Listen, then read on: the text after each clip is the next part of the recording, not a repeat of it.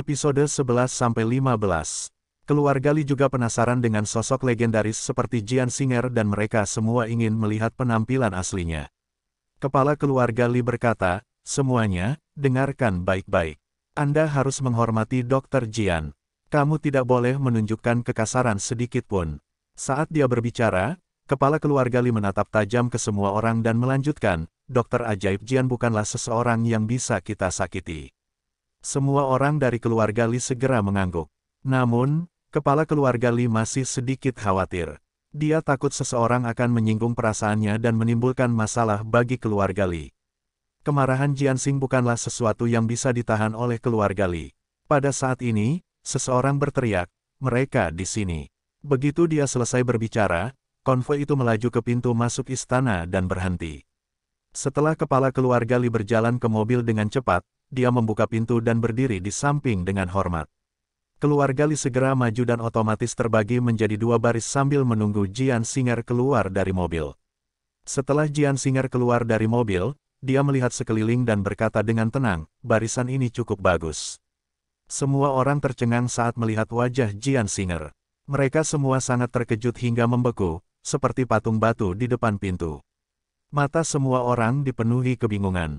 Seperti Li Kun, semua orang mengira dokter ajaib Jian yang legendaris adalah seorang lelaki tua berambut putih.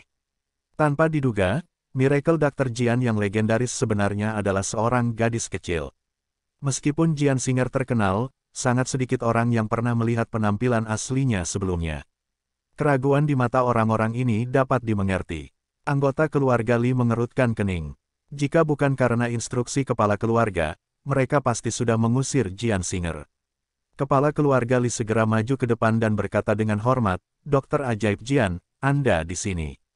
Kepala keluarga Li berbicara dengan nada yang sangat hormat.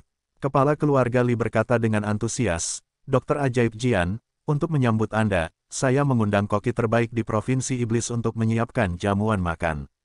Silakan masuk." Jian Singer berkata langsung, "Saya di sini bukan untuk makan. Saya di sini untuk merawat Tuan Li. Bawa aku menemuinya sekarang." Kepala keluarga Li tidak berani menunda-nunda. Dia langsung berkata, "Iya." Lalu, dia membawa Jian Singer ke villa. Ketika mereka tiba di bangsal, Jian Singer memandang lelaki tua di tempat tidur itu. Seorang lelaki tua berusia 70-an sedang berbaring di tempat tidur. Dia memakai berbagai macam selang dan tampak seperti sedang menghembuskan nafas terakhir. Ada sekelompok orang lain di lingkungan itu. Pemimpinnya adalah seorang pria paruh baya berkacamata. Kepala keluarga Li buru-buru maju ke depan dan berkata, "Izinkan saya memperkenalkan mereka kepada Anda. Mereka adalah anggota tim medis terbaik di negara ini. Berkat mereka, kondisi ayah saya menjadi stabil." Kepala keluarga Li menunjuk ke arah pria parubaya itu dan melanjutkan, "Ini adalah penanggung jawab tim ini. Dr. Lu adalah dokter yang luar biasa." Jian Singer berkata dengan sopan, "Halo." Ekspresi Dr. Lu dingin saat dia mendengus. Dr. Lu memandang kepala keluarga Li sambil berkata dengan acuh tak acuh, "Tuan Li, kami sedang menjalani kemoterapi untuk orang tua itu. Kita tidak boleh diganggu oleh orang yang tidak relevan. Bawa dia keluar, jangan ganggu kami." Kepala keluarga Li segera berkata, "Dia bukanlah orang yang tidak relevan. Ini Dr. Jian, hanya dia yang bisa merawat orang tua itu." Begitu dia selesai berbicara, Dr. Lu dan para dokter yang hadir tertawa. Tawa mereka dipenuhi dengan rasa jijik. Setelah beberapa saat, Dr. Lu berkata, sambil tersenyum, "Tuan Li, kamu orang yang pintar, jadi bagaimana kamu bisa tertipu?" Kepala keluarga Li bertanya dengan bingung, "Apa maksudmu?" Dr. Lu mencibir sambil berkata, "Maksudku, kamu telah ditipu oleh gadis kecil ini. Gadis ini paling banyak berusia 25 atau 26 tahun. Dia bahkan mungkin tidak memahami pengetahuan medis umum. Sederhananya, gadis ini penipu.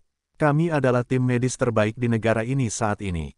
Bahkan kami tidak bisa berbuat apa-apa dan hanya bisa berusaha semaksimal mungkin untuk menekan kondisinya, jadi bagaimana bisa seorang gadis kecil bisa begitu mampu?" Kepala keluarga Li langsung tertawa. Dia menertawakan betapa bodohnya orang-orang ini. Kepala keluarga Li secara alami tahu apa yang mampu dilakukan Jian Singer. Kalau tidak, dia tidak akan bersusah payah meminta putranya secara pribadi mengundang Jian Singer kembali untuk merawat lelaki tua itu. Dr. Lu bertanya langsung, gadis kecil, kamu lulus dari sekolah kedokteran mana? Kenapa kamu begitu sombong? Jian Singer berkata dengan tenang, saya belum pernah bersekolah di sekolah kedokteran manapun. Jian Singer sangat tidak senang. Orang-orang ini sangat sombong. Ketika mereka mendengar bahwa Jian Singer tidak bersekolah di sekolah kedokteran, semua orang tertawa lebih arogan dan memandang Jian Singer dengan jijik, seolah-olah dia idiot. Jian Singer berkata dengan acuh tak acuh, tutup mulutmu. Saya akan mulai merawatnya sekarang. Jangan ganggu aku. Ekspresi Dr. Lu menjadi gelap saat dia mengertakkan gigi. Yang lain ingin menerkam Jian Singer dan memukulinya sampai mati. Sesaat kemudian, Dr. Lu memperlihatkan senyuman sinis. Dia tidak terus berdebat dengan Jian Singer. Dia hanya berdiri di samping dengan tenang sambil menunggu Jian Singer gagal. Dr. Lu tahu tentang metode mengerikan keluarga Li. Jika Jian Singer tidak dapat menyembuhkan Tuan Tua Li setelah begitu banyak membual, keluarga Li akan membuat Jian Singer menyesal datang ke dunia ini. Jian Singer menarik napas dalam-dalam. Kemudian, dia mengeluarkan jarum perak dan segera memasukkannya ke titik akupuntur Tuan Tua Li. Ketika Dr. Lu dan tim medis melihat teknik ini, mereka langsung panik dan berkata tidak percaya. Jarum pengejar jiwa. Apakah ini jarum pengejar jiwa? Mustahil. Dia hanya seorang gadis kecil. Bagaimana dia bisa tahu cara menggunakan jarum pengejar jiwa? Mengapa gadis ini begitu mahir dalam formasi susunan paling menakutkan di dunia medis? Semua orang terkejut. Melihat semua orang terkejut, kepala keluarga Li tidak bisa tidak bertanya, apa itu jarum pengejar jiwa? Mendengar pertanyaan kepala keluarga Li, Dr. Lu kembali sadar dan berkata sambil tersenyum pahit, jarum pengejar jiwa adalah legenda di seluruh dunia medis. Itu salah satu dari 9 teknik akupuntur. Jarum pengejar jiwa adalah yang terbaik karena 3 alasan. Pertama, teknik soul chasing needle sangat sulit dipelajari. Kecuali seseorang dilahirkan dengan bakat medis, dia tidak akan dapat mempelajari inti dari teknik akupuntur ini. Kedua, teknik soul chasing needle sudah tidak beredar lagi selama ratusan tahun. Hanya beberapa buku yang masih memiliki catatannya. Ketiga, jarum pengejar jiwa bisa menghidupkan kembali orang mati, tapi juga bisa membunuh orang secara diam-diam. Sekali orang yang mengetahui teknik soul chasing needle menyerang, mereka dapat membunuh lusinan orang sekaligus. Kepala keluarga Li terkejut. Dr. Lu melanjutkan, dari kemahiran Anda dalam teknik ini, Anda pasti sudah menguasai esensi dari jarum pengejar jiwa. Setelah jeda, Dr. Lu berkata dengan nada mencela diri sendiri, memang benar, Anda tidak bisa menilai buku dari sampulnya. Kami baru saja mempermalukan diri kami sendiri. Kamilah yang tidak berguna jika dibandingkan. Tim medis semakin merasa malu. Sikap semua orang terhadap Jian Singer berubah drastis. Mereka baru saja mengejek Jian Singer, tapi sekarang, mereka terlihat terkejut dan terkesan. Bleh, Tuan Tua Li memuntahkan seteguk darah hitam.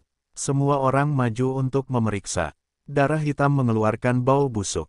Setelah Jian Singer mencabut jarum peraknya, Dr. Lu dan yang lainnya segera maju untuk memeriksa tubuh Tuan Tua Li. Setelah pemeriksaan, semua orang tercengang. Dr. Lu menghela nafas dan berkata, seperti yang diharapkan dari jarum pengejar jiwa. Kondisi Tuan Tua Li telah membaik. Jian Singer mengangkat alisnya. Dia tidak menyangka pria ini begitu berpengetahuan. Setelah Dr. Lu meminta maaf kepada Jian Singer dengan hormat, dia berkata, Dokter ajaib Jian, kami terlalu sombong sekarang. Saya harap Anda tidak mengingatnya. Jian Singer mengabaikan Dr. Lu. Sebelum belajar kedokteran dan menyelamatkan orang, seseorang harus belajar bagaimana menjadi baik hati dan baik hati terlebih dahulu. Jian Singer tidak bisa diganggu dengan orang-orang seperti Dr. Lu. Dr. Lu tidak marah. Dia hanya berpikir bahwa semua orang jenius memiliki kepribadian yang eksentrik, jadi tidak ada yang aneh dengan hal itu. Ketika kepala keluarga Li mendengar bahwa kondisi Tuan Tua Li membaik, dia sangat berterima kasih dan segera berkata, terima kasih atas bantuan Anda, Dr. Jian. Keluarga Li pasti tidak akan melupakan kebaikanmu. Jian Singer mengerutkan kening dan berkata, jangan berterima kasih padaku dulu. Tuan Tua Li sudah lama sakit. Agar dia bisa sembuh total, saya perlu waktu lebih lama untuk merawatnya. Tapi jangan khawatir, selama saya ada, Tuan Tua Li pasti akan baik-baik saja. Kepala keluarga Li segera berkata, terima kasih, Dr. Jian. Jian Singer melambaikan tangannya dan menyebutkan nama beberapa tumbuhan. Kemudian, dia berkata, Siapkan ramuan sesuai dengan apa yang saya katakan. Keluarga Li segera mengeluarkan pulpen dan kertas untuk mencatatnya. Kemudian, mereka mengirim seseorang untuk membeli barang tersebut. Setelah kepala keluarga Li dan Jian Singer keluar dari bangsal, Jian Singer duduk di sofa di ruang tamu, sementara kepala keluarga Li menuangkan teh untuknya, lalu berdiri di samping dengan hormat. Jian Singer menatap kepala keluarga Li sambil bertanya sambil tersenyum, "Kalian berdua sangat mirip. Apa aku begitu menakutkan hingga kamu bahkan tidak berani duduk?" Mendengar ini, kepala keluarga Li duduk di sofa. Beberapa saat kemudian, Li Kun berlari masuk dan berkata, "Ayah, ada sesuatu di perusahaan yang perlu kamu tangani secara pribadi." Kepala keluarga Li menendang Li Kun dan berteriak dengan marah, "Bajingan! Tidak bisakah kamu melihat bahwa aku menemani Miracle Dr. Jian? Jika kamu bahkan tidak bisa menangani masalah kecil, apa gunanya memiliki anak sepertimu? Dasar sampah, apa kau mencoba membuatku marah sampai mati?" Li Kun tampak sedih, tapi dia masih mengumpulkan keberaniannya dan berkata, "Ayah, masalah ini ada hubungannya dengan keluarga Hall." Kepala keluarga Li bertanya dengan marah, "Apa keluarga Hall?" Li Kun dengan cepat berkata, "Keluarga Hall di CCT. Dokter Ajaib Jian dulunya adalah menantu dari keluarga Hall, jadi karena takut membuat marah Dokter Ajaib Jian, saya tidak berani menangani masalah ini dan datang ke sini untuk memberi tahu Anda." Ketika kepala keluarga Li mendengar bahwa itu sebenarnya ada hubungannya dengan Jian Singer, dia segera menjadi serius dan bertanya, "Apa sebenarnya itu? Beritahu saya." Li Kun segera menceritakan apa yang terjadi. Ternyata perusahaan Liu milik keluarga Liu Singer dikuasai oleh keluarga Li, sehingga keluarga Liu memerlukan izin dari keluarga Li. Keluarga Liu tidak berani mengambil keputusan sendiri. Ketika kepala keluarga Li mendengar ini, dia segera berkata, "Masalah Dokter Ajaib Jian adalah masalah keluarga Li, jadi pergilah dan selesaikan sendiri." Li Kun langsung setuju. Jian Singer berkata, "Tunggu sebentar." Jian Singer menghentikan Li Kun dan melanjutkan, "Silakan pergi ke CCT dan selidiki semuanya." Li Kun tidak mengerti apa yang ingin dilakukan Jian Singer dan hanya bisa melihat ayahnya. Kepala keluarga Li memarahi, "Mengapa kamu menatapku? Lakukan saja apa yang dikatakan Dokter Jian." Ketika Li Kun mendengar ini, dia segera berbalik dan berangkat ke CCT. Gul, perut Jian Xing keroncongan. Dia datang langsung ke rumah keluarga Li dari CCT dan belum makan satu pun, jadi dia sudah lapar. Kepala keluarga Li segera menginstruksikan orang-orang untuk menyiapkan makanan untuk Jian Singer. Setelah makan, mereka menyiapkan kamar untuk Jian Singer dan secara khusus mengatur lebih dari 10 pelayan yang cakap untuk menunggu di depan pintu Jian Singer untuk menerima pesanannya. Jian Singer juga sangat lelah, jadi dia tidur sampai keesokan paginya. Begitu Jian Singer bangun, kepala keluarga Li memerintahkan dapur untuk menyiapkan makanan. Jian Singer tidak terbiasa dilayani oleh sekelompok orang, jadi dia mengirim semua orang keluar, termasuk kepala keluarga Li. Kepala keluarga Li baru saja tiba di ruang tamu ketika Li Kun masuk. Begitu dia masuk, Li Kun bertanya, "Ayah, di mana Dokter Ajaib Jian?" Kepala keluarga Li berkata, "Dokter Ajaib Jian sedang makan. Jangan ganggu dia, kita akan membicarakannya nanti." Li Kun mengangguk dan merosot di sofa dengan ekspresi lelah. Kepala keluarga Li bertanya, "Sudahkah Anda menyelidiki masalah ini?" Li Kun berbisik, "Saya sudah menyelidikinya. Nona Liu Siner menyukai Hou Junlai, jadi keluarga Liu setuju untuk bekerja sama dengan keluarga Hou kali ini. Terlebih lagi, saya menemukan sesuatu yang lain." Melihat betapa berhati-hatinya putranya, kepala keluarga Li bertanya dengan rasa ingin tahu, "Ada apa?" Li Kun melanjutkan dengan suara rendah, "Dokter Ajaib Jian dan Hou Junlai bercerai 2 hari lalu."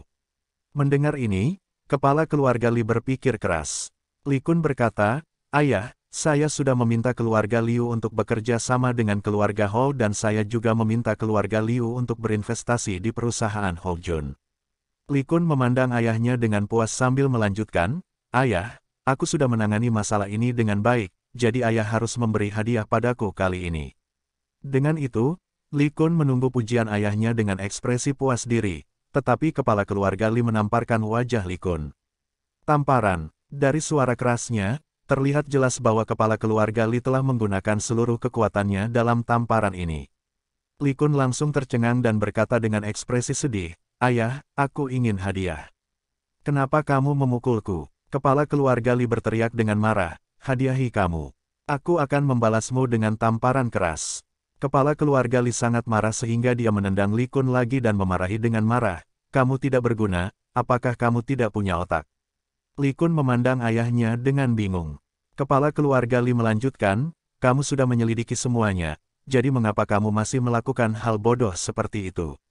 Hou Junlai adalah anak buah Dr. Jian, tapi Liu Xiner ingin menggunakan kesempatan ini untuk menjadi menantu keluarga Hou. Dengan kata lain, Liu Xiner adalah saingan cinta Dr. Jian. Dengan melakukan ini, Anda membantu Liu Xiner. Apakah kamu tidak akan menyinggung perasaan Dr. Jian? Saat itulah Li Kun menyadarinya. Dia berkata tanpa daya, "Hah, apa yang harus saya lakukan? Semua yang saya lakukan menjadi bumerang." Kepala keluarga Li menghela nafas dan segera berkata, "Segera beritahu keluarga Liu bahwa investasi kerjasama akan ditunda."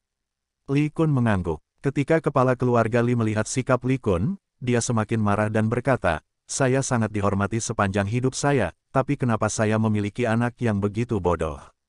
Kamu akan membuatku marah sampai mati." Li Kun menunduk dan tidak berani mengucapkan sepatah kata pun.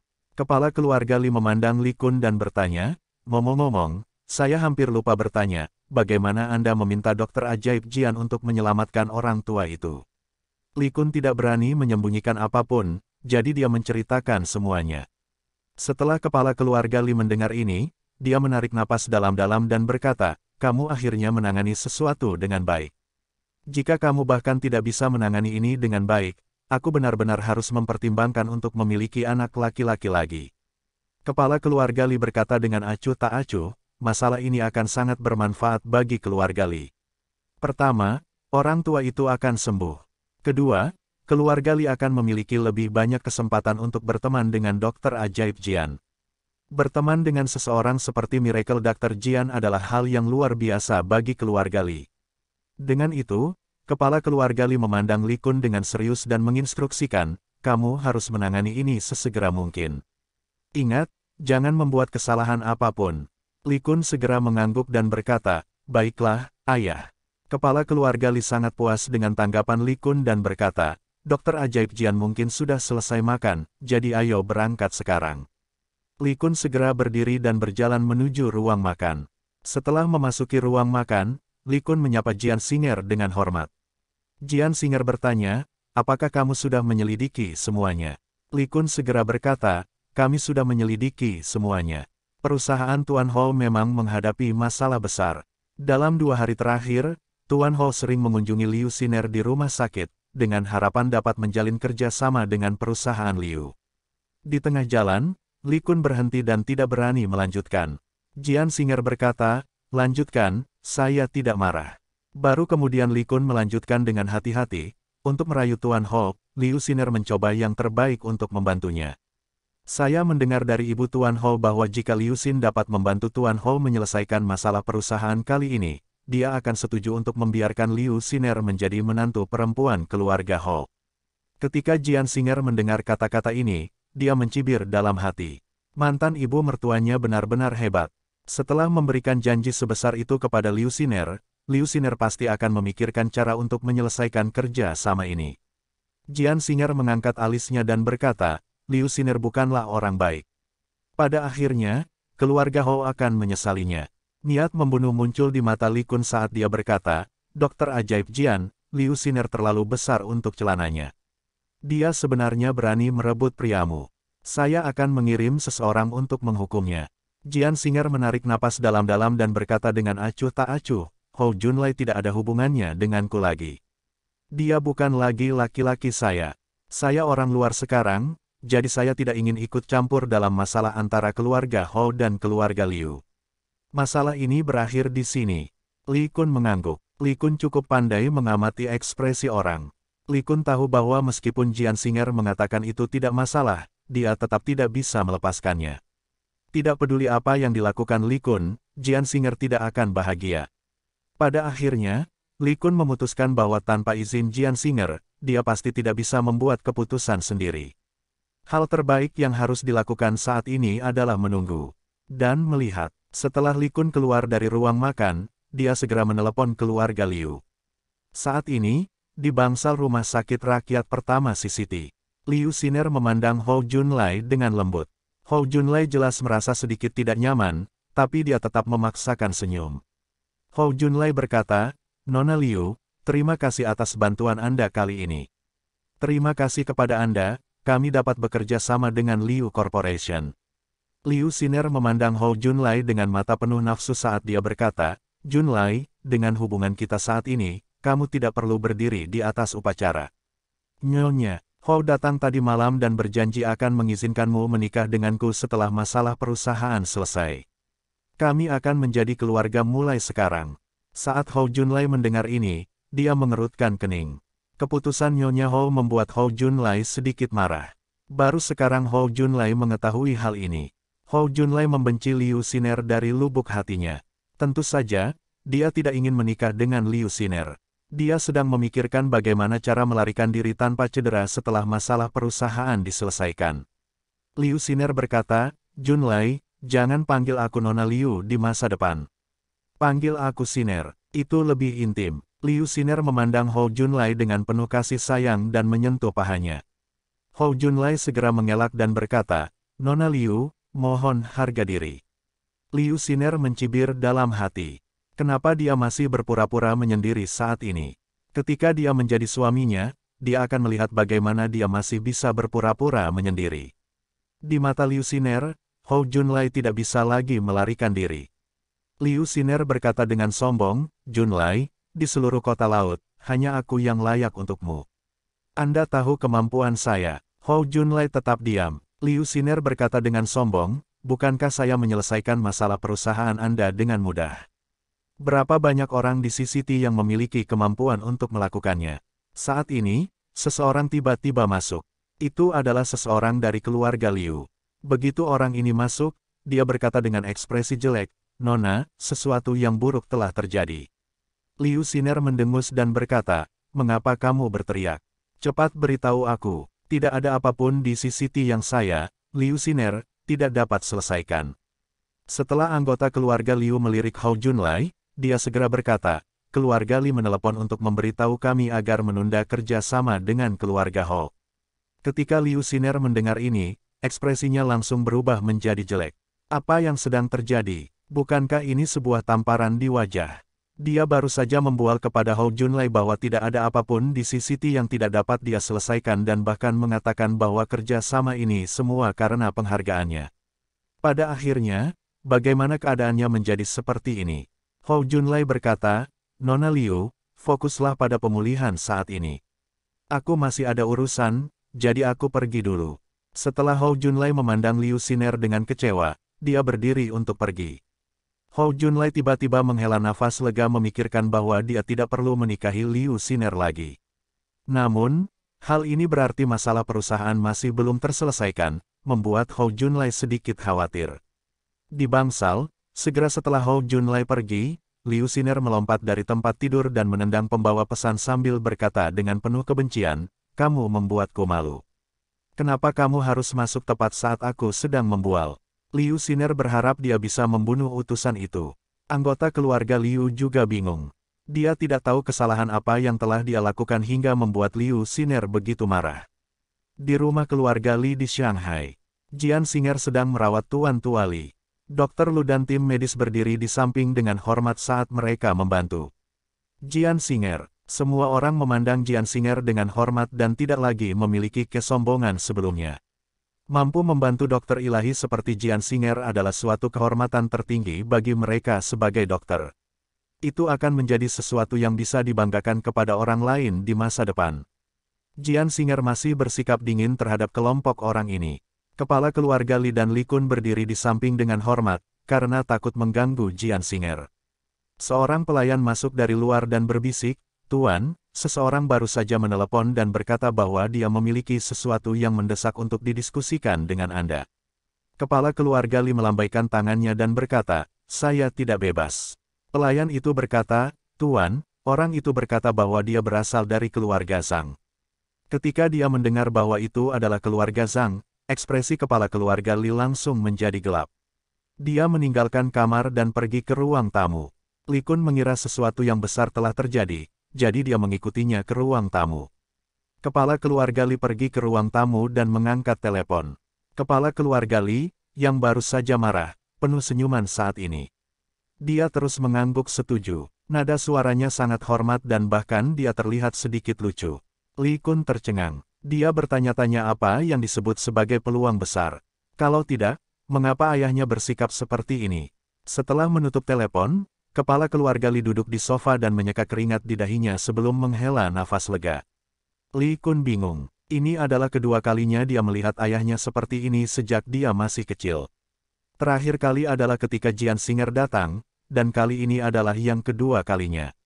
Li Kun bertanya dengan rasa ingin tahu, "Ayah, apa yang terjadi?" Kepala keluarga Li tersenyum dan berkata, "Keluarga Zhang baru saja menelepon dan ingin mengadakan jamuan amal di CCT. Uang hasil lelang semuanya akan disumbangkan ke daerah pegunungan miskin untuk membangun sekolah dan fasilitas lainnya. Mereka meminta keluarga kami untuk membantu dalam hal ini. Keluarga Zhang mengadakan jamuan amal setiap tahun, tapi mengejutkan bahwa kali ini diadakan di CCT." Li Kun berkata dengan sedih, "Keluarga Zhang memperlakukan keluarga kami seperti anjing pangkuan. Mereka ingin mengadakan jamuan amal, tapi mereka ingin keluarga kita membayarnya sekaligus meningkatkan reputasi keluarga mereka." Ketika kepala keluarga Li mendengar kata-kata ini, dia langsung berkata dengan marah, "Idiot, kenapa kamu tidak mengerti? Keluarga Zhang berada di peringkat teratas di seluruh dunia bisnis, terutama Sein Zhang. Dia orang yang sangat kuat. Banyak orang yang memohon untuk menghadiri jamuan amal ini. Ini adalah hal yang luar biasa bagi keluarga Li. Uang hanyalah masalah kecil. Berteman dengan keluarga Zhang adalah hal yang paling penting." Mendengar perkataan ayahnya, Li Kun langsung mengerti. Kepala keluarga Li melanjutkan, "Masalah ini sangat penting. Kita tidak boleh gegabah sama sekali. Keluarga kami harus menanganinya dengan baik." Li Kun buru-buru berkata, "Ya, saya akan mengumpulkan mereka untuk rapat sekarang." Kepala keluarga Li berkata dengan ekspresi serius, "Ada satu hal lagi. Karena kami telah setuju untuk membantu Miracle Dr. Jian membentuk faksi di CCT, kami tidak bisa melupakannya. Kami harus menyelesaikannya secepat mungkin." Li Kun mengangguk dan menjawab, "Ya, ayah." Setelah menginstruksikan mereka, kepala keluarga Li kembali ke bangsal dan berdiri di samping dengan hormat. Melihat Tuan Tua Li terlihat jauh lebih baik dari sebelumnya, kepala keluarga Li sangat gembira. Dia tidak bisa tidak kagum bahwa keterampilan medis Jian Xing terlalu ajaib. Dokter Lu dan semua orang di tim medis bahkan lebih terkejut lagi.